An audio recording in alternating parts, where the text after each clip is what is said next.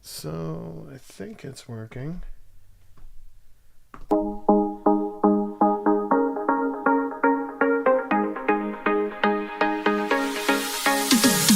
Welcome to Talking Deaf. Here's stories from old nerds. Fake tales about a fake sport by some real losers. It's worse than you heard. Don't read the shows, we don't care. Raise your fist in the air. You're listening to Talking Deaf. Let's talk! That's right, motherfuckers. Let's talk. And I am joined tonight by one of my favorite people, to write with, one of the funniest motherfuckers in Defiance, and a true gentleman, if I may. I am joined by none other than Brusch. Sir, welcome to Talking Deaf. Thanks, Paul. That's the first time I heard that song, and I couldn't help but shimmy shake. I don't Thank know you. if you could see the lens on me. I had to, when they say the fist in the air, I was there. I was with it. It's hard to ignore. It's hard to ignore. All right, so one thing I'm going to try to do is bear with me for 2 seconds as I make sure that people know we're live, because that's important. All right, really is. We are live, and I can. What are we without our audience? Dude, honestly, we're nothing. We're nothing without the people. In this case, the little people. But the people nonetheless. So let's see if does that work? Yes, it does. And then I'm going to do this. It's just a bunch of cutting and pasting to let people know. I've got a plan to make all this automated, but I got to figure out how the hell to do it. Dude, thank you for taking the time to do this, man. This is This is exciting. Yeah, thanks for reaching out and asking to do like this. I'm excited about this. This will be fun. I think we met on this program several years ago. I do think you appeared it was a post DEF CON. I think we put it up to a vote on which ARC writers did you want to hear from, and 2 ARCs won because people are horrible about just fucking. Linz couldn't pick one person, so she voted for everybody, and that kind of ruined it. Sure. Thanks. I mean, I know that shocks you to know that Linz ruined. Linz has favorites, and there are many favorites. And she's not going to be. No one can tell her to narrow anything down. Listen, Linz has favorites. You could have ended the sentence there. I was expecting 1 vote, but she just refused to play ball. It's why she's great. So yes, we had you, and I believe it was you and Straws, yes. Henry, Keys, and Resin, and then we also had Seth and Billy. A lot of fun in that one. I think we did a Jeopardy. We did. I did not win. I think I did okay, but I don't think I won the Jeopardy. Okay. The shame has really fueled a lot of my fire for future promos of like, well, if I didn't win that, then I just got to burn this motherfucker down. That is a correct answer.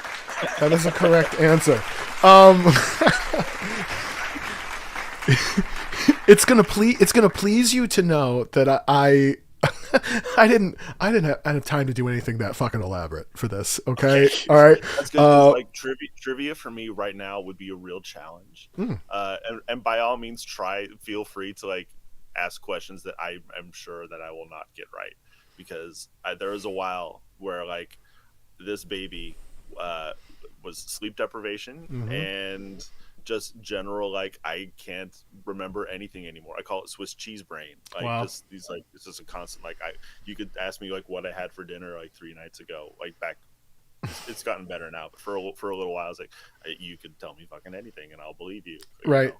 That this happened. All right. Well, yes. Later on in our show, we will be playing Brusch with Greatness, which it's going to be a lot of fun. You're not going to want to miss this, I don't think. But in the meantime, you mentioned fatherhood. You mentioned you took a little bit of time off to kind of be there for the birth of your child and support your wife and start your family, which is fucking awesome. How is that? I don't have kids. You mentioned sleep deprivation. Like, how are you doing now? Because how old is your little dude now? Doing better. So he will be 2 in October. So okay. He's like. it's funny because like up until they're about 2, we still like measure it out by months because there's still like every month there's new progressions and new leaps and things like that. So it sounds ridiculous to be like he's 22 months because like you have to ask people to do math, and it's just that's kind of bullshit to do. Like after 2, it kind of rounds off a little bit from what I understand. So he'll be 2 in October. It's unlike anything I've ever experienced. I think anybody in deaf who is a parent can attest to that.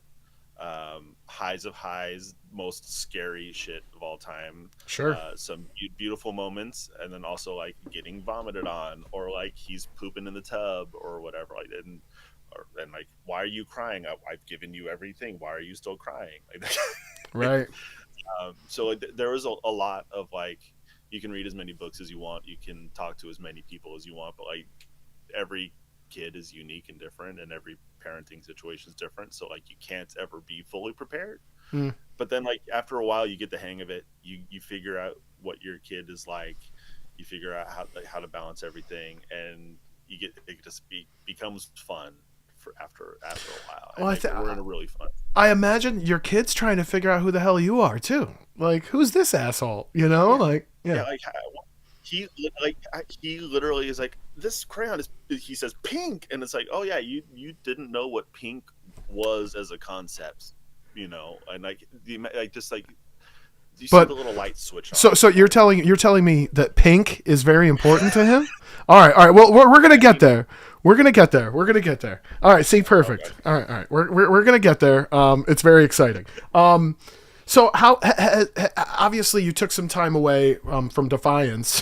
Apparently you made time for Prime, but that's a different podcast. But has it impacted your writing at all? And I don't mean necessarily fatherhood. I don't necessarily mean the time you're able to devote to it, but like has this life-changing event, like, has it translated to your writing at this point at all? I think without any question, it definitely has. Like, there's, whether it's like watching a show, like a kid's show a lot, and like wanting to like talk about Bluey or talk about Bear in the Big Blue House or Sesame Street or some shit, like that is a part, that's like the more literal version of it. But then like there was this, did you say Bluey? Did you say blue? We're gonna get to the blue text. We're gonna get there. Go back. Yeah. So blue, and I did say Bear in the Big Blue House. Okay, all right. But so there's a while, and I've talked to you a little bit about this too. Before Luca was born, where I was like a foster father for a while, for a teen. That. And we're in a good relationship place now. She no longer lives at our house, right? But she was living with us for a while, yep. And there was times that were extremely stressful, scary, dark, even. And when I started writing some promos for Henry Keys, especially there was one that in particular was called "The Taking Tree." It was like the first like real fucking heel promo. It's in my notes. Right. That promo is in my notes. We're gonna talk about that promo. Yeah, so like that is something that was directly influenced from foster fatherhood, because I could draw from some real emotional like stress and like fuck all of this kind of feeling, and that was in my heart. Yeah. And it was like in the creative writing piece, whether it's Defiance, whether it's Prime, whether it's whatever, has absolutely been like an outlet for me to work through some stuff in a way that like I don't know how I would do other therapy. Which is expensive. Right. And I'm joking about that, but like it's right. It absolutely like has given me like different perspectives to write in that like you can't fabricate sometimes. It's like it's a different perspective sometimes for sure. Yeah, I mean, I relate to that as far as like the catharsis of venting in the house. Dude, that's great. My cat is interrupting me. Maybe they should meet. Hold on, wait. Ollie. This is Tarly. Ollie. This is Oliver. Oh no. Hi, Oliver. No. Ollie's not having it. Ollie's not. Tarly's a legend. He's a sweet boy. I hope Tarly's got to know, right? He's got to know. He's got it good, and he's killing it. Yeah, he's like, I want to be on this show too. Oh, yeah. Wow, this is great. I'm getting invaded by both dogs. I know, right? My other cat, my second cat is staying out of this. But I certainly relate to the catharsis of after you go through that the trauma, which is I writing can be a great way to kind of get it out in a different way, but in a way that works. So yeah, I want to talk about that promo later. I love that you brought that up. So let's see here. What's your? We may have talked about this on the original podcast, but I have to ask, like, what's your origin story in this hobby? How did you find this hobby? Because I feel like you were kind of a later comer, right, compared to a lot of others. Okay. I'm kind of a young boy in this hobby relative to, like, I was not around in the late 90s or early 2000s at all. Like I came around in like 2011 is when I first joined, and it was I was a wrestling fan for a while as a kid. I got really back into pro wrestling with the Pipe Bomb and with CM Punk and Money in the Bank and everything. Money in the Bank 2011 was the first pay-per-view I spent my own actual money on. And it was me and a couple of buddies of mine. One of them was named Mick, and one of his name was Jack. We watched him in my apartment, and we freaked the fuck out when he ran out of the arena with the title and like kissed Vince McMahon goodbye and all that kind of stuff. So that got me, and from that point, I was like, I'm like watching every Raw, every SmackDown, all that kind of stuff. And then my buddy Jack, who was there, he discovered that FWrestling.com was doing the Ultra Title 2012. Yep. And I was like, oh, cool. There's this thing where people just write wrestling things. I can do it. That sounds fun. Great. And so that was the first thing I ever wrote for eFedding ever was Leyenda de Ocho's first promo for Ultra Title 2012. And I won that fucking match. Very nice. That's right. That's right. I started my career 1-0, motherfucker. I lost the second round.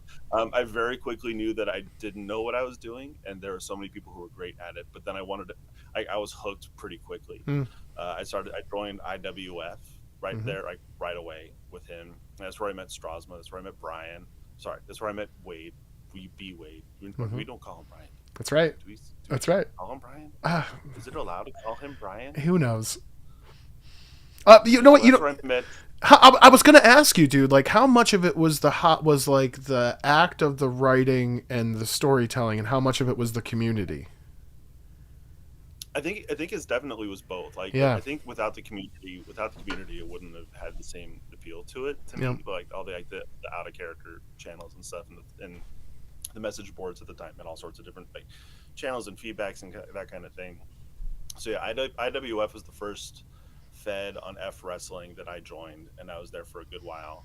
And then I was in Brunk had a fed EPW. Yep. I was an EPW. I think we were passing ships. I think our times didn't sync up. Strangers in the night.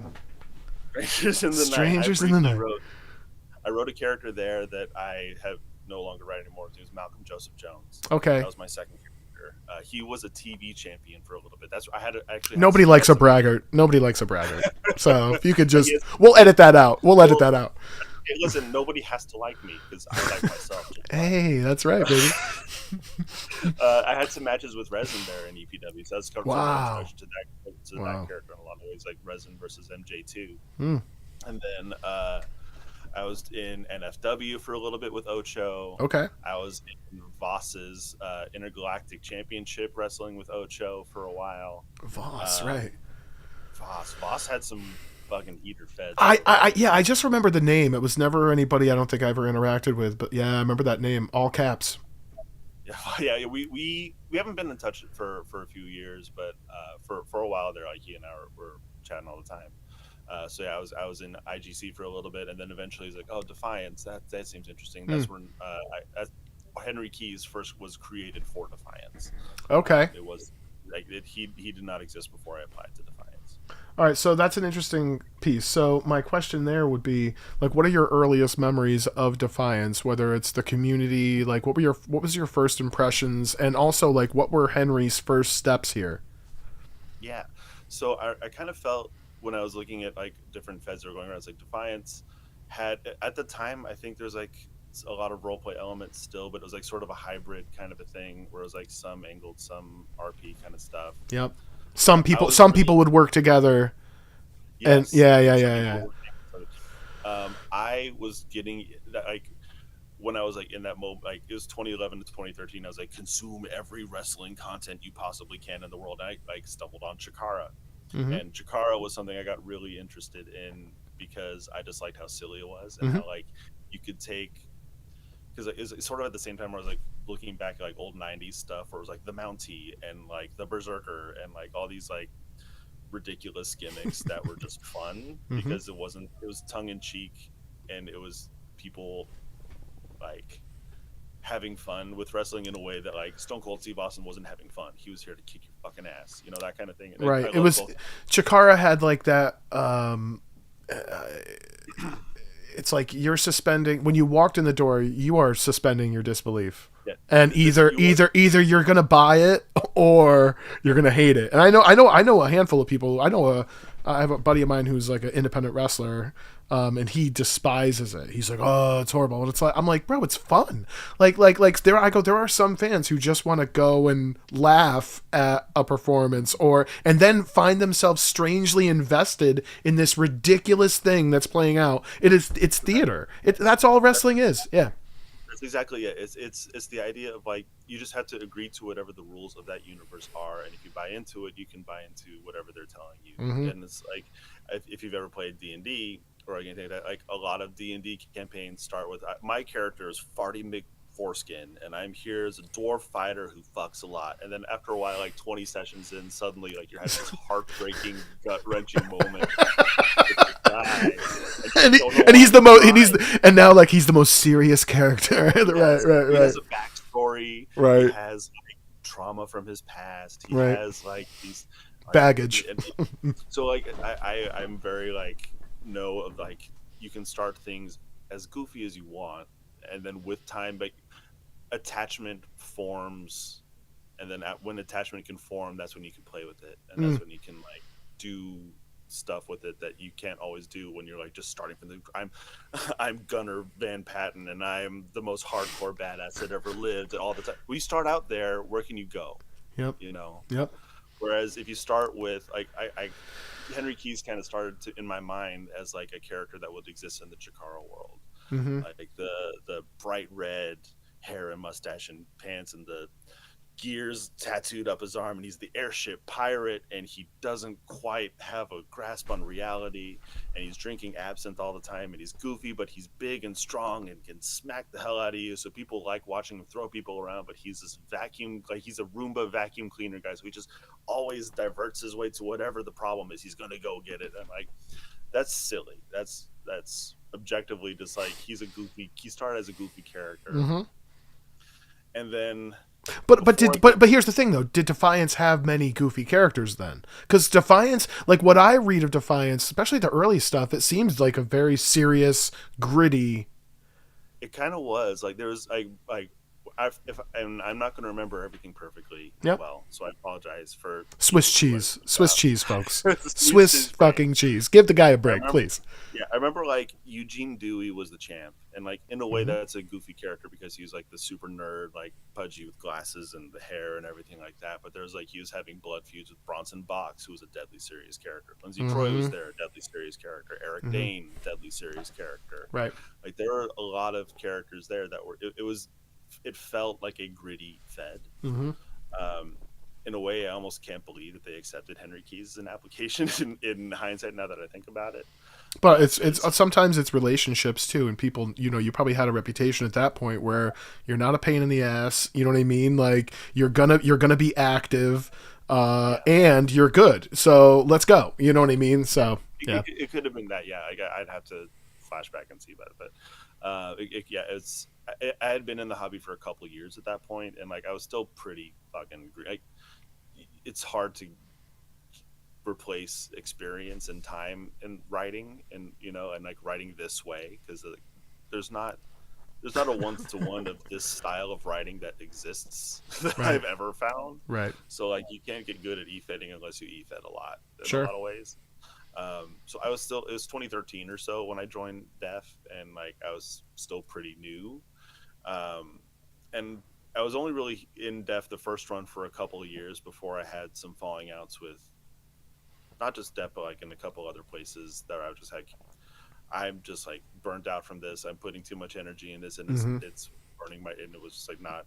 It's after a certain point, it just like I kind of like went too far into it. I Yep. think in some ways, and then Yep. also just like there was a Halcom Fed that didn't go well, and I don't know if y'all. I don't need to go into any further with that kind of thing, but like that was like one of the things that kind of like burned me out, and I was like, I just need to walk away from this. But like, I found that depending on what kind of fed it is too, the environment's a lot of things, but like role play feds can be grueling, and like for me anyway, like I found myself emotionally investing myself so much into yeah, the debate and like I'd get angry, and it's like, why, this is supposed to be fun, this is supposed to be and like fun.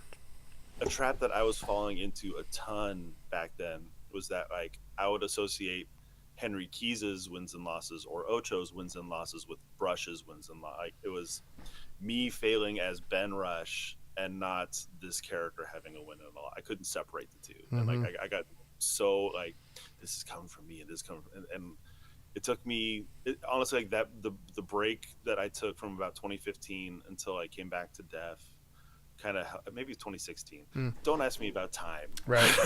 I don't know what time is anymore. Swiss cheese. But Swiss fucking cheese, man. Yeah. Seriously, like, Yeah. ugh. I think that with that time away, and also just like getting a little bit older and a little more mature, like I was able to sort of separate like the idea of like this character. I am not Henry Keys, and that's okay. Like I Mm-hmm. don't need to, I'm not Leyenda de Ocho, the 5'8", 188-pound wrestler who's obsessed with 8-bit video games. I don't need to be that to be my existence. You know, I could, and that I sort of like lets me play with it in a little bit different way. Which I like. So what was Henry Keys's like defining feud of those early days? Do you recall? Sam Turner Jr. I think was Okay. like the biggest he had. That he they had like a false count anywhere match where like they were like fighting in the concession stands and like Mm-hmm. fighting in the arena, that kind of thing. And it was both characters were kind of in the undercard, like it wasn't for a title or anything Mm-hmm. like that, but it, one of those like you turn on the pay per view like the opening match is some crazy all arena brawl kind of things, Yep. and that Kevin was super. Sullivan, Chris Benoit. Yeah, like that kind of stuff. Like it Yeah. was like two characters who were just like these big hoss dudes, just like having a fun, like destroy everything in the arena kind of match. So I think that was the one that I remember the most as like a super, like the super fun, like this is the feud that's actually like a feud that can like you could take something from this and move forward into the next bit with it. Growth, Yeah. some type of growth to build on. Hmm. No, okay, that's fun. Do you miss? Is there any part of you? Obviously, the airship pirate was a big chunk of your time, and then obviously things happened. Okay, Who and could say what happened? who Who can could say say? Who? what character out there could have caused dramatic shifts Well, that permanently changed my character? none of that is important. But we shifted to the Kraken.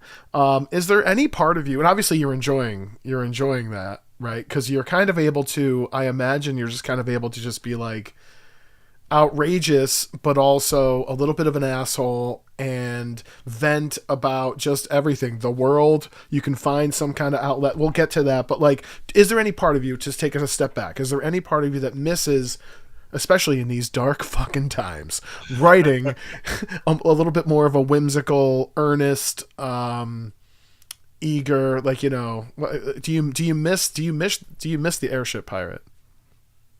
Part of me does. Like I can't say that none of me misses that. Like a part of it does. Um, yeah, I don't need to elaborate. Yeah, part of me does, and I'm Correct not gonna. answer. I'm not Correct gonna answer. say that we'll never see that again. I can't say that. I don't know what I'm gonna do. I make it a point. I make it a point to only very occasionally make long-term story beat commitments Okay. because I want to be able to pivot and adjust on the fly if something pops me in the moment, or Great it's like, point. or if I get a better idea along the way than what I first had. Like there are writers who are very very skilled at like this is my 1 year, this is my 2 year, this is my 3 year, and I'm like 3 years. What the fuck are you talking about, man? That's insanity. Whereas like I think like Hey, I can hear you. I'm right here. Okay, I'm right here. yeah, I think it was the debut of Corvo was for Keys. That was probably the first genuine like I want to get to this point many months from now, and that was with you. And like that was the first time I did that with Keys, and I'm so happy with how that went. I don't know how often I can replicate that, and so like me neither. So, I just don't necessarily have faith. And honestly, something like that, that it shouldn't really be something you're trying to get every time. No. Otherwise, it kind of loses its impact, and you don't want to become the guy who's constantly going through, metamorphosis. Yeah, it's 9 months. What's the new Brusch character? What's the new color? I bet it's fucking orange. This asshole's picking fucking orange. What a dick. Somewhere in this house. Orange sunglasses. I didn't set up orange lights. I didn't set up orange lights. 5 second side piece. Please. These were at our wedding. We got 100 pairs of plastic sunglasses for $100, and we had about 80 of them still left in the bin after of course. the wedding was done. And so I just they're everywhere. So like I love it. You guys are never gonna need sunglasses. Like your relationship is set. Like you're like. Every nice pair of sunglasses I've ever owned has broken, whereas these $1 motherfuckers. And you look fucking good, bro. Okay, that's all I'm saying. There it is. That's fashion. It's fashion forward, and I'm not afraid to be there. No, you. Oh my god! I don't know if they're actually protecting your eyes from any UV rays, but in my basement right now in the pitch. Yeah. But well, don't wear those outside. Let's talk a little bit about. Is there anybody from those early days that you wish was still around? Like whether it's a writer, a personality, or a character. What do you think? That's a question I had not preemptively thought you might ask, so wow. I don't have a good cuff answer right now. I mean, I miss Voss just because I had some silliness with Voss. You motherfucker. I had some fun times with Voss. I don't know if he is ever going to come back or not. I haven't talked to him in a long time, but I had good chemistry with him when he was around back in my first Baby Days run, so that could be fun. But also, like, let's bring back some of like the worst writers. Let's bring Spooky Doom back. Let's bring Emma Vlastasias back. Let's bring. I love that. Yeah, but here's the thing. I want to bring him back because I love some good shit. I do, and it's almost like everybody here's so good. It's like none of it's fun, It comes so out of left field compared to everything else we're reading here. It's like, this is gonna be like my beautiful novel reading for the night, and then like this crazy chapter out of like. It's like somebody trying to apply for Mad TV. I gotta tell you, I spent the first 2 years back in Defiance. 80% of my time was talking creepy Justin out of something. Like just no, don't do that. We're not. Hey, like here's why you shouldn't do that. So to that point, Stalker. I first came across him in IWF. Mm-hmm. So I guess if we're gonna, that's a good call out. Stalker, come for the Big Blue. All right. The people need to know who ran over Jessica Fields. I know who ran over. I ran over. I know the truth. So here's the thing, Paul. No, here's the thing, because Corvo Alpha and Nigel came out of that car. But what if they didn't come out of the car? Okay, well they came out of somewhere. Correct. But what if the driver was new MV2? It's a great. I love the energy. I love the energy. I think I told you, didn't I tell you who the driver? All right. Kayfabe. All right. Oh, sorry. Oh man, one of these days I'm gonna release it on this show, and like by the time I do it, everyone who watches this, the four of you, I will have already told you, and therefore it will have lost its shine. All right, so how about like is there a character that you like, a wrestler that you wish was maybe like was active in Defiance when you joined, that like, oh, that this person would be interesting in this situation currently? God, I mean, unfortunately, Sam Turner Jr. can't return because rest in peace, Chris King. Okay, was that Chris King? I did not realize that. Yeah, Okay, that was Chris King. So rest in peace, Chris King. And that's also part of why that feud has a place in my heart too, just because we were able to have that while he was here. sure. God, so like I'm kind of remembering some characters back then. Hold on. Give me 1 second here. I need to. The gummy's kicking in, man. Hold Okay. on. All right. So Let me use the web machine. let me see if I can help you. Let me see if I can do it too, because I got it too. God, this is professional. It should not Curtis Penn, not Johnny Booyah. No, not Johnny Boone. What's Stockton Pyre doing these days? He was this big masked wrestler who had like half red, half blue. Who was that? Is he around? Maybe that's MV2. I don't know. That's MV2. I mean, I didn't know the handler of Eugene Dewey well, so I don't want to speak out of turn if for some reason he's canceled that I don't know. But if he I see Chance Von Crank a bunch with Henry early on. Oh God, there was a lot of Chance Von Crank. Yeah. I know you want to try to disavow it, but I'm seeing it. who was look at my first run? Yeah. There's a lot of, I mean, not everything was a problem. Mushi Gahara was not a problem. Yeah. First run, Rob and Lindsey Troy. So by the way, Henry Keys 1-0 against Lindsey Troy from that Def Max tournament, Block A. I don't think we talk about that enough. That should be on a T-shirt. Don't bring it up too much. Right. I'm not trying to cause problems. Don't compromise that. Okay. Remind me that I have a point on that topic later. Okay. Sam Horry. Yep. Was that James? Yeah, that was. Oh, yeah. And then I left. Okay. And I came back. Stalker versus Henry Keys. Yep. Yep. Fear the Cabal. Yep. Bring Stalker back.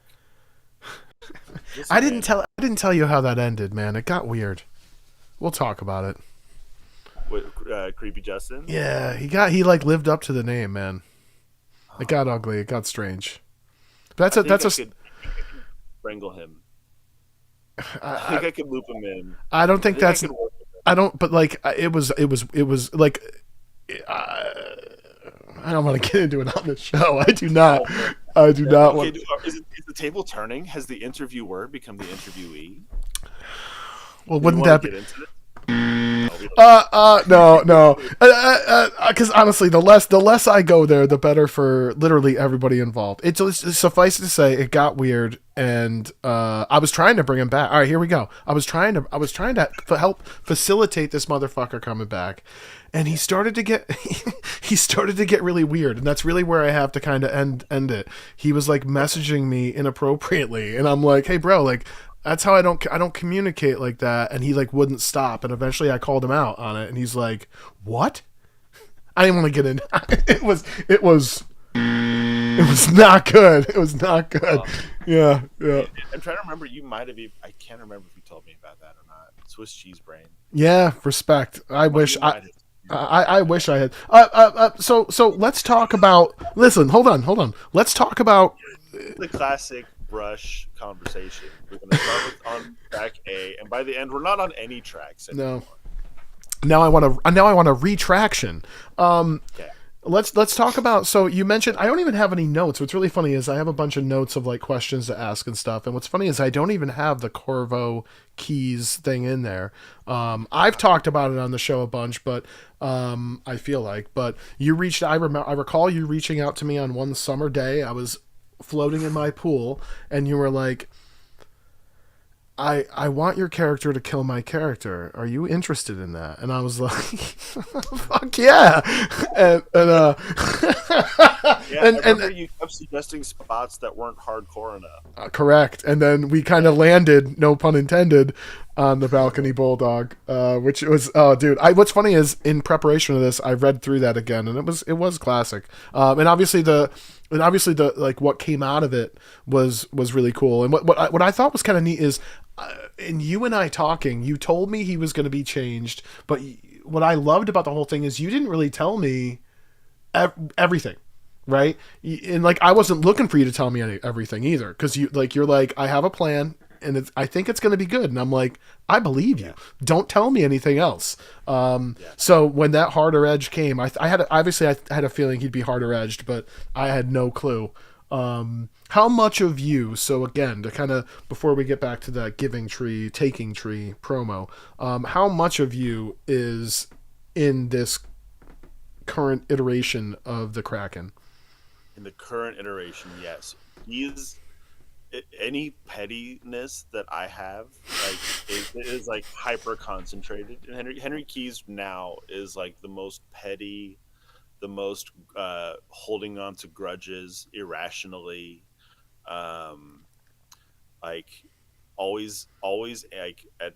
So here's how I'll say that there is absolutely a part of me in current Henry Keys. I wouldn't say it's like my default state, Yep. but there are absolutely times where like I feel like I'm trying to put out 10 different fires at once in whether it's like work or like just life stuff happening, or like I've we don't need to get into the fact that I've had 5 people in my life die this year. I'm sorry, Those kind of Jesus. things. Yeah. That's okay. It's we don't need to get into that. Mm. Point being, but there are like those moments where like you feel like life is stretching you too thin, Mm-hmm. and you just get like, fuck everything. I'm gonna go off on all this shit. Like that part of me is in this current iteration of Henry Keys. Absolutely, he's always there. He's always there all the time. He almost seems like he never has a calm moment. Mm. Whether it's in his and like even when he's like backstage in things, or whether he's like any like side stuff like I've written for like sometimes he'll like appear in 2 sentences in a Prime thing, and like he's just like there, whatever. But like even in those, like he never seems like he's at ease. Mm. So that part of me that when I'm like at my peak anxiety, my peak Freudian fucking slip. When I'm at my like most spread thin. Mm. What's that phrase? Like butter on too much bread. Is Mm. that from Mm. one of the Bagginses? Like when I'm at that place, that's where current Henry Keys comes from a lot. Mm. It's easier to write him if I've had a hard day, because I can just get angry and not give a shit kind Yep. of thing. Yep. But there's also the part of him now that's like fiercely loyal. Mm-hmm. Like people who have his back, he will have their back. Lindsay Troy is his ride or die, and like there's absolutely like that is a core part of me too. Is I'm very loyal to people, and like it takes a while for people to, even people who, and this is maybe to a whole other conversation. The gummy is hidden, Paul. The gummy's hidden.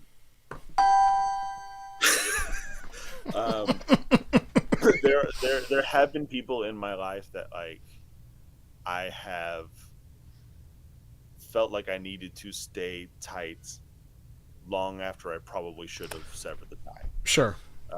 Out of loyalty, out Yep. of like just a general like Catholic guilt upbringing of always Mm-hmm. trying to get a cheek, that kind of thing. Mm-hmm. So that fierce loyalty side of Henry Keys is actually very on brand with me as a guy. Mm. The blue and the pink and the I haven't figured out. Here's the thing: I haven't figured out Henry Keys' sexuality. Mm. Interesting. That's something. I mean, I don't have a sound effect for that. I'm trying to. I don't know. Okay. He has a certain flamboyance to him that to Mm-hmm. me suggests he might be a LGBT somewhere something. And I don't know what that is yet. Or does he have a tiny 5-foot wife at home that he's a mouse around? Like I could see that role too. Like I could see that also. So like there's a lot of him that I'm always figuring out along the way. That's cool. Yeah, And that makes it sometimes fun. as That makes it fun. yeah, yeah, and I think that also kind of ties into like I don't have a 2 year plan because I don't know what he's going to be in 2 years, and it's Sure. like even if I tried to pin it down, I don't know that I'm going to get it right. And like there's like I thought by now he might be. I've described this version of Keys like a fantasy version to you before, where he's Daniel Day Lewis in Mm-hmm. Gangs in New York, Mm-hmm. with literally the eye is now replaced by a wooden eye. Well, right now I decided no, his injury report said he had a detached retina. He's fine. Like, Mm-hmm. like I never said his eye was Was gone. gone. Right. Never said it was gone. That kind of thing. Yep. Yep. Well, let But me like ask there's you. a world where that could have been gone. But let me ask you this. So you mentioned, like, you talked about the side of you that you're not able to express as yourself, that you're able to sort of channel and amplify, right, as Henry, right? So like the pettiness, the do you find at times that you have to force you might be in a great mindset, but you have to force yourself? Is it detrimental at all? Um, Uh, it's so it's going back to what something I kind of touched on earlier, where like I think in my first run in like the 2011, 12, 13, 14, that was it was much harder then mm, for me to detach that because I felt so constantly in sync with like I am this character, this voice. He comes in a different visual package. Maybe he's this 6'3" mustachioed airship pirate, but he's Ben Rush, that kind of thing. Whereas now it's he is like that is a separate mm-hmm. persona. So in a Mm-hmm. lot, I don't need to write as if it's me Right. Right. Right. necessarily. Yep. Yep. And I felt like when I came back, it was with Roland, and Roland's one of my favorite dudes, and he's Mm-hmm. awesome, and like he's so funny and fun to work with because he will riff with you Mm-hmm. on goofy shit. And even though like Connor Fuse didn't okay, kayfabe off, Connor Fuse didn't do anything that wrong. Like he had deep He had a seated lot, anxiety. and he had a lot of stuff going on himself. Not that that's an Like excuse, but like I don't know that I would want to see if one of my really good friends might be on his deathbed. hmm Even if it's been 3 weeks, I don't know if I would be able to do that myself. Maybe I don't. And like finally building up the courage and so great that he's not there anymore. But hmm damn, I wish I would. He didn't like that. Is a very real human thing to riff on in such a hateful hmm way out of context, and like being hmm able to like work with because I trust Roland so much. I don't have to be so stuck in the idea that Connor's actually probably not that bad a guy. I can go straight into Connor's a fucking shithead. This little child couldn't show up for me after I showed up for him. Like it's so much easier to do that with people that you've worked with a lot, hmm and when you especially characters you've built that history too. yes Yeah, yes yeah. and like when you feel like you're more in your own flow separate from the character and it's not just like this is me, this is me, this is me, hmm which hmm I am not successful at. Some people are successful at. I am not successful No, same. I don't see much of myself in any of my characters at the at. moment. You don't see yourself in Nigel Tricklebush. Well, good point. All right, fine.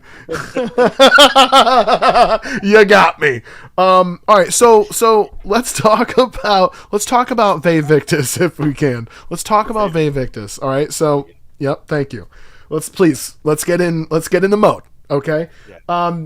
Is this group just an excuse to write assholes, or are they that and more? Talk to me about how this group came together. Talk to me about how. Well, because I kind of look at it as, four great writers, obviously, who were able to, with their characters in the perfect spot to make it work, right? Five characters, whatever the original was, right? But like they were all in like the right place to make it work.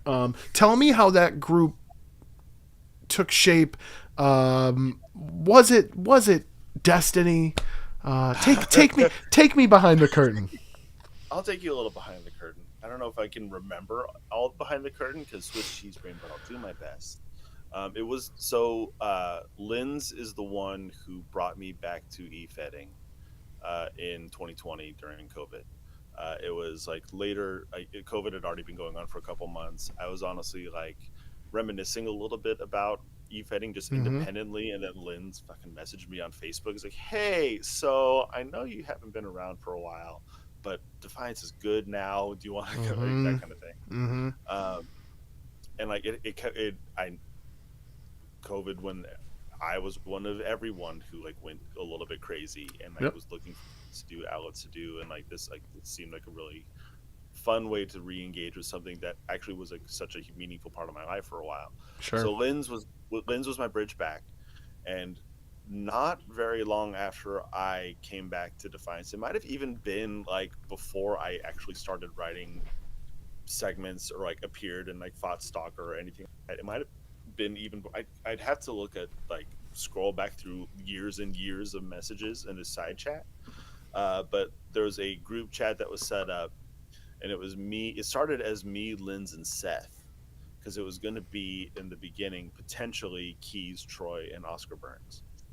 Um, and we had talked about like what's our group going to be called? What are we thinking? And like at the time, Death Triangle was a thing. Mm-hmm. AEW it was Pac and Penta and Ray Phoenix, and like we were just goofing off on that. And the side chat became called Murder Rhombus instead of Death Triangle. And Jesus so like Christ. yeah, and so that chat started probably almost like 2 years before Victus debuted, and Seth wasn't even in it in the debut kind of thing. Like I think there was a lot of. I think it started as like Lynn's messaging, like we need a Lynn, Seth, and Brusch Death Squad. What's the word? Stable. That's the word. God, the sunglasses make me unable to think. We're gonna take them off. So Good plan. Good plan, man. Do that. listen, if there's one thing I'm known for, it's planning. You're doing great. So that is the very first baby steps, like the first single-celled organism on the evolutionary chart where the upright man is Victus. That is like that's the most pompous thing I've ever heard, but I'll allow it. Yeah. So is it about this state when I start writing shit? Okay, respect. So, yeah, you're getting to the writing process. I'm there. Oh my god. So yeah, so it was that chat sort of like started a little bit, and it took a while for us to figure out how we wanted to debut, who we wanted to be there in the beginning. Yep. It started out as Lynn's and LT and Dan Ryan. Dan Ryan. Yep. And then I was going to be sort of like revealed as like the third member. The third man. The third man. It's like in hindsight, we didn't intend it to be like NWO Hogan, because like Henry Keys is not whole goddamn Hogan. He doesn't have that stature. Let's just say we all got the implication, okay? I don't think it was ever talked about as that would be kind of like the vibe we were going. Even though, if I'm remembering that seg right, they both literally did like the point. Oh, that could have been related in hindsight. Mm-hmm. And then that was like in the new gimmick Kraken version in the Corvo DEFCON match. So that was like sort of it was when we were talking about like how I think we were talking about how is Henry Keys going to join this villainous asshole faction as this guy who's just been a cartoon character goodie for his entire life. And you said attempted murder, my dear. Why don't we drastically? How can we drastically change the gimmick? Yeah. We're going to kill the man. Yep. Bring him back stronger. What is dead rises again. Yeah, it's the Kung Fu Hustle. It's when he's like in the bandages. There it is. So obviously Victus super successful in this kind of new form as well, which is kind of interesting. I want to talk to you about possibly, in my opinion, Henry Keys' greatest feud, which is with Resin. Before I get to the Resin feud, because that's going to come in a bit, I want to ask you about T.A. Black. what are you? Because what I was thinking about this today, and this hadn't occurred to me until today, but both characters went through a dramatic. Both your character and his character have gone through dramatic transformations in the last 3 years. Let's say. Two very different transitions, obviously, two very different ways of getting there.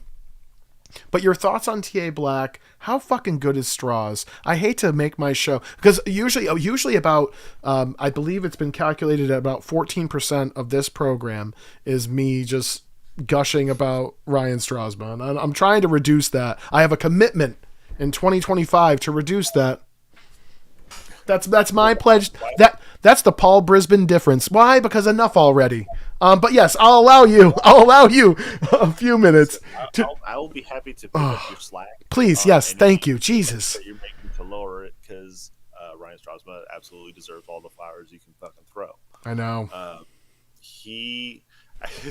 Speaking of like how some of Invictus came about and how like Carrie kind of became the new third person. It started as a rescue project from me and Linz's perspective because we really wanted to get him out of the cabal. Death zone. Oh God! Like, we need this beacon of light to just get. He needs the light for Aftermath. He needs to get the fuck out of this thing. Oh man! And so there was a world where I was trying to pitch what if Resin was in Invictus. That obviously can never happen now. Mm-hmm. Well, actually, no. Never say never. Never say never. Don't no 2-year plans, please. Oh yes, spoilers next week. T.A. Black and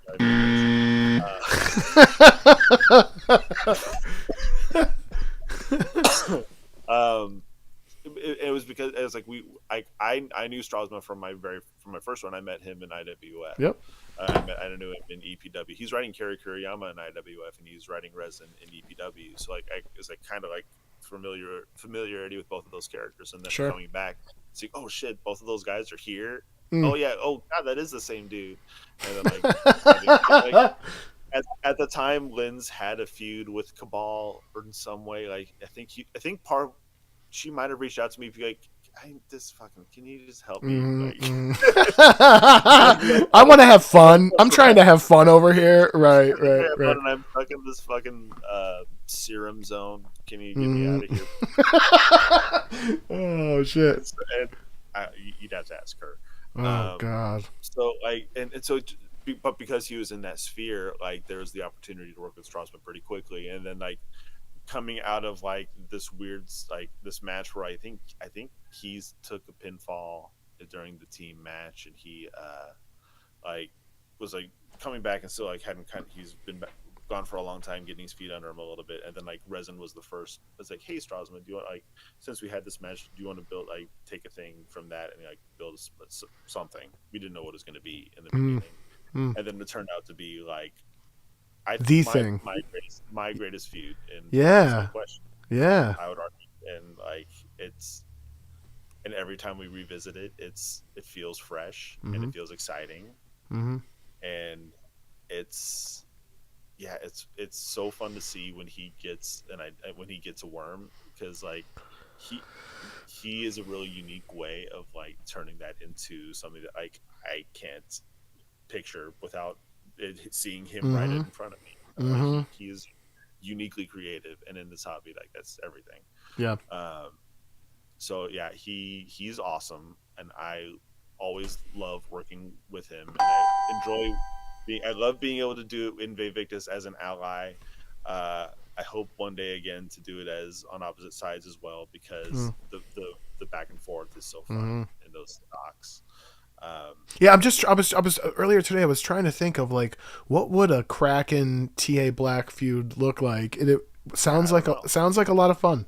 I mean, it sounds like it would sell tickets. It would sell, you could put that on a poster. Well, since we're talking about Resin, I feel like this is a good time to play Brusch with Greatness, the only game that has like 1.5 questions, no prizes, and probably no payoff. So congratulations. Welcome to the program, Brusch. This is big, man. Big game, buddy. Big doings. This is up there with anything I've ever achieved in e-betting. So I spent some time today and I looked back at the at Henry Keys's appearances, right? So my question for you is, obviously Resin, you said it yourself, Resin is Henry Keys's greatest feud. Yeah. How many one-on-one matches did Henry Keys have with Resin? Okay. I remember in one promo I had maybe even like given the record. I think, I could be wrong, I think Henry Keys has had 6 matches where he's 5-1 against him. All right. Let's go to the board if we can. Okay? Might be wrong. Oh no. All right, let's take a look. So, I didn't actually look to see. Oh shit! Hold on. Stop that. All right, I didn't. All right, full disclosure. I didn't look to see who won. So I have it down as 7 matches. I'm so sorry. I am so sorry. Defiance TV 150 night 1, 151 night 1. You guys back to back it? Does that sound right? And then again, DEFCON 2021 No Holds Barred Classic. Def TV Favored Saints Resin versus Henry Keys. He loses it back to Henry Keys. Defiance Uncut 100. Favored Saints Championship Keys and Resin. Again on a Def TV 170. So 20 shows after your initial contact. And then Max Def 2023. Soher, Henry Keys and Resin. Resin probably should have won that one. He so behind the curtain. Yeah. Strasman needed a break. Correct. If he didn't need a break, he was going to win. Yeah, and I always like, I feel guilty about that because it ended up being Corvo who would get that title. But that's a hell of a backup plan. It worked. Well, it certainly worked. It certainly worked. Yeah. We made it work. But I struggled. I struggled with making Corvo like want a championship. It was kind of interesting. It all worked out. But yeah, so I'm looking forward to number 8, motherfucker. Is kind of what I'm saying. I'm glad that we've had more than I can remember, and I can blame it on the Swiss cheese brain instead of saying we've had 15 matches and being just that wrong. Follow up question. How many Defies, the Defiance Year-End Awards, have you and Straws won for your writing? Okay. We have 2 segments of the year together, if I recall. I have another segment of the year, I think, that didn't include him. He's got to have a couple. I mean, he gets the ones for Carrie as well. So he gets the Vivek Scott. Wait, okay, so the ones that are shared, are they like, if he and I shared one, does that count as 1 or does that count as 2? Full disclosure, I didn't fucking do the homework on this. I was gonna agree with whatever you said. A fucking lot, and more. That's the right answer. That is the correct. Not enough, actually. You stingy. I did. Oh man. All right. That's it. We're out of time. I'm so sorry. Thank you for playing Brush with Greatness live on Talking Ourselves to Death. Brush. So let's see. Other questions I have for you. I think I've already touched on this. I had a question. What was the most satisfying storyline payoff you've been involved in? You may have answered that already. Or maybe your most satisfying storyline payoff is yet to happen. I think up to now, well, there's 2 big ones.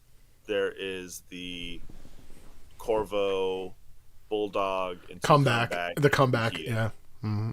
The comeback and then into heel, like that, like triple beat of like the injured comeback as this, what the hell is this, to now he's like an evil, like that's 1. And 2 is the most recent, the Fist. So much of that was Roland's brainchild. Just like, even like there's a signature that they both ignored on the contract during the signing, and like that kind of thing. Mm-hmm. Like that was Roland's idea. Mm-hmm. Yeah, I mean, so talk about how that came together. Talk about how I know you and I have kind of talked privately about it. I think hadn't I just like reached out to you saying, "Bro, it's a great time to come back." Do. And you're like, man, my child is too beautiful to leave. I'm so sorry. Yeah, at the time, like you had reached out to me, it was like within days of Roland reaching out and saying like, so Roland and I have been talking about when I was going to come back, and it was potentially going to be at pay-per-view after DEF CON, which was going to be in San Francisco, and it was going to be like, oh, he's returning in San Francisco, hometown return, that kind of thing. And that was the original plan. And then like Roland like came in with like, hey, actually, what if we did this? Mm-hmm. And I know it's accelerating. You're coming back in 3 months ahead of when you maybe were mentally planning. And he was checking in like kind of all the time, like, are you on board? Are you on board? And yeah, let's do it.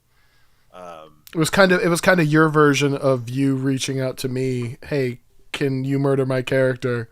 Kind of. Yeah, a little bit. Yeah. I think Roland's really excited about what he's going to be doing with Connor. Yeah, I'm very intrigued. Very intrigued. Yeah, and I think Ross was like, I know I'm losing it. Just whatever. Don't keep it a surprise from me. I think was what Ross was like. So he didn't know as far as I know. Okay, that's awesome. Okay. And I was like, yeah, and like it was. You had asked me like about me coming back, and I was genuinely like, yeah, what I was trying to hide from you at the time was that, yeah, I'm coming back in like 6 months instead of like 3 months. I was like, yeah, but my secret was I would be back in San Francisco. And then like it was days later, and then Roland was like, hey, what if we actually brought it to DEF CON? And then I just never corrected myself. Hey, listen. I wanted to pop you too, is what it was. Wow. I loved it. Oh, dude, I was jaw dropped for sure. There's a side chat because Linz and I worked a lot with Saturday Night Specials, so Joe and Gorman, and like we were in the quad chat for a little bit, and it was like DEF CON night 1 it came out, and like Joe was like in that chat be like, man, it feels like Henry Keys, even though he's not going to be here, he feels like he's in the air tonight, because there was stuff with the Corbo match that was referencing Keys feud stuff. Yep. That I was not involved in any. Right. This happened to be happening, and love it. People just got on the brain wavelength somehow to get there. And then, so yeah, he's like, yeah, it feels like Henry's in the air, and I think I responded with just a blue heart emoji or something. Love that. So before we, because I know you three things. Oh, so you just take your time. Okay, all right. Let's play a little bit. Let's play another game. All right, hold on. I don't have a graphic for that one. All right. Forget the graphic.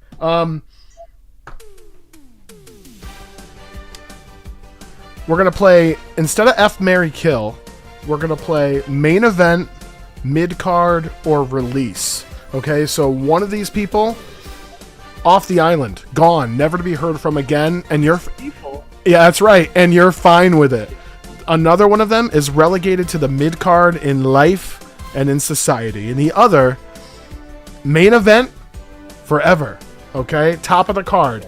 Okay, those three people. Are you ready to play? Main event, mid card, release. I'm terrified of who you're gonna play.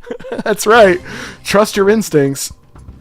Seth, Linz, or Straws. Okay, you gotta. One of them goes in the main event.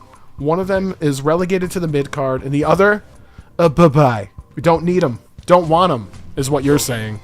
I will say that the easy decision is to, from the off, live the gimmick, and the bestie Linz is the main thing. There's no world where that is not.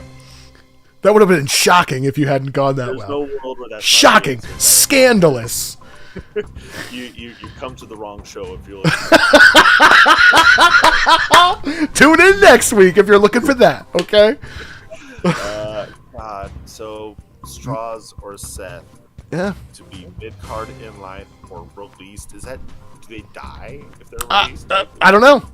I don't know. You won't know either. They're gone. Gone. It's almost not fair. Can we talk about this? This is just not fair. But Finish the goddamn game. Finish the goddamn game.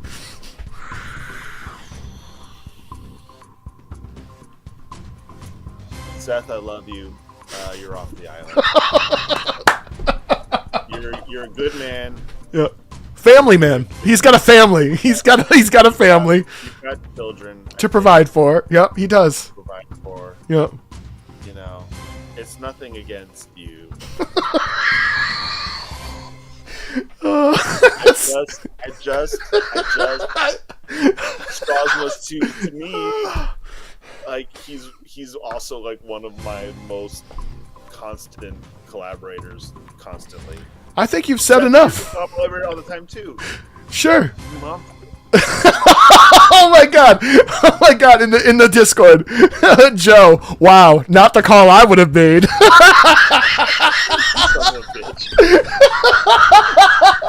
Oh my god! Oh man!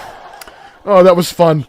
That was fun. All right, so let's talk about what you appear to be building to. So let's talk about obviously Henry Keyes returns, captures the fist, defends the fist successfully at MaxDev. The following show, the most recent, those of you who read the show would know. It appears to be we're building to Elise Aries versus Henry Keyes. There's history there between those two characters, obviously. I feel like, and I feel like sometimes Billy flies a little bit under the radar as far as in the conversation for one of the best writers in Defiance. You guys have been involved before. Tell me about. Well, I don't know how much you can tell me. What can you tell me? You cagey son of a bitch. I can tell you, we do have history. We've written together quite a bit, and in fact, we were on a podcast together, and we talked about how much we liked writing with each other. It's been a good time in the segments we did on the most recent Def TV. Did you know I'm in 3 of them? Wow. Did you know I'm aggressively on this show? Wow. I think I'm in the opener and in the closer. Ugh. How's that for your main fucking event? But where's the belt? We were Big Blue. Let's talk about Big Blue. Last we saw it, Big Blue, ready to make a triumphant major debut. Because we have a history here of the Sohair with the pink strap. Mm-hmm. What could be better as the next step than the fist with the blue strap? It's fucking good, bro. It's fucking good. We got to do it. Props. Gotta do it.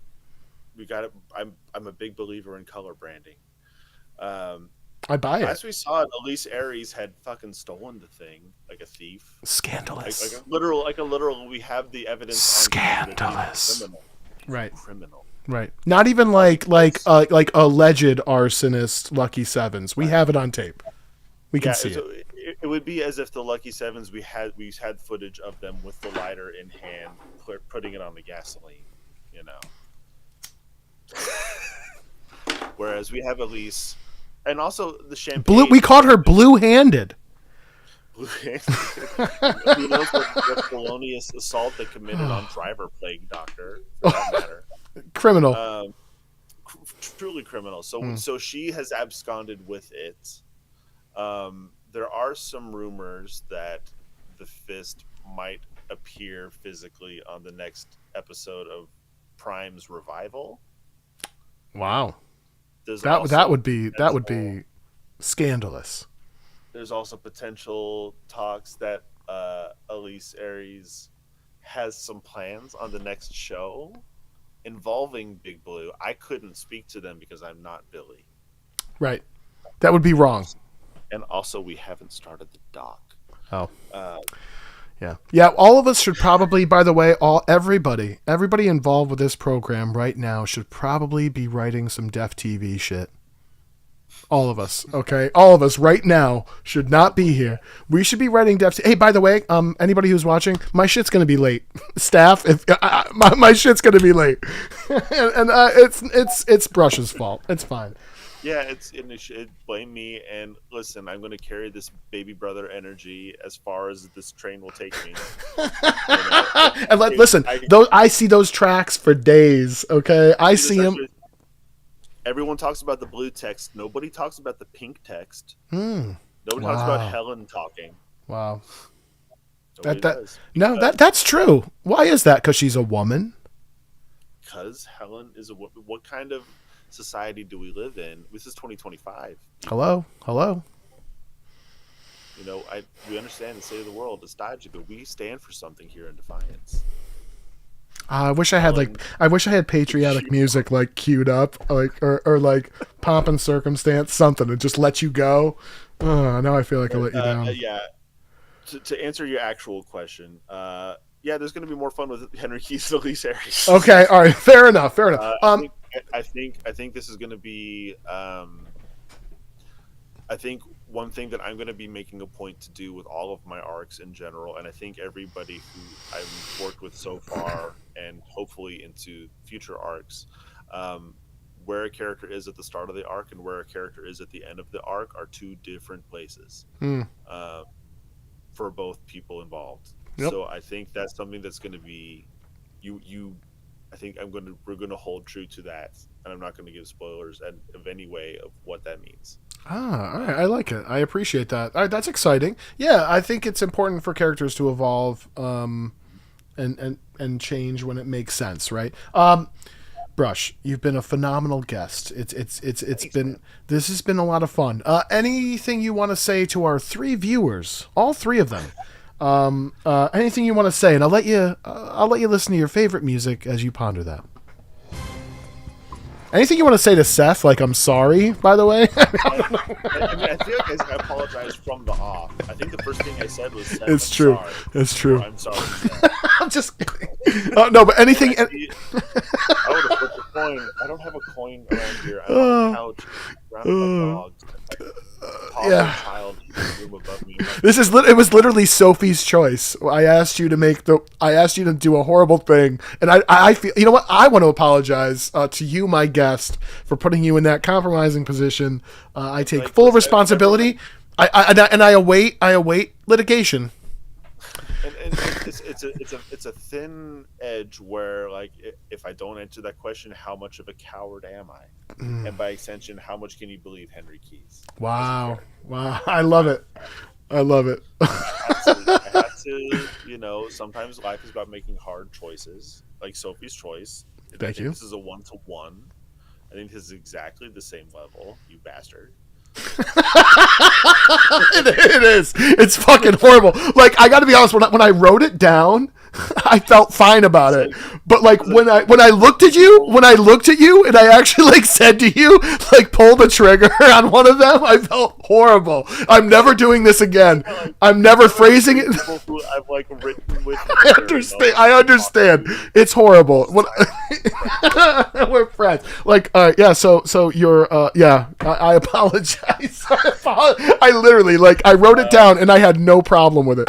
Brusch, this has been fun for me. Okay. The show is nothing if not controversial. Any final comments for our viewers, both live or released? I can't wait until the time where I can bring back Jersey Mick. Bro, do not fucking threaten me with a good time, because I have an idea and I'll be in contact, like, immediately.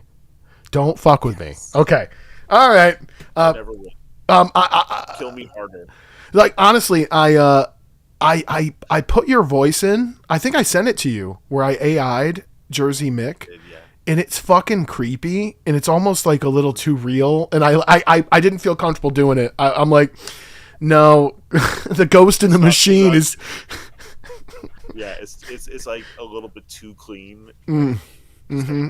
The emotion, it was weird. Anyway, dude, thank you so much, man. I appreciate you. We'll do this again, maybe, unless you decide to sue me. I hope I'll have something better to talk about. All right, man. Thank you again. Thank you to our viewers as well. Have a good night, everybody. Let's play our theme music as we go out. Brusch, this is exciting. Yeah, please. All right, here we go. All right, here we go.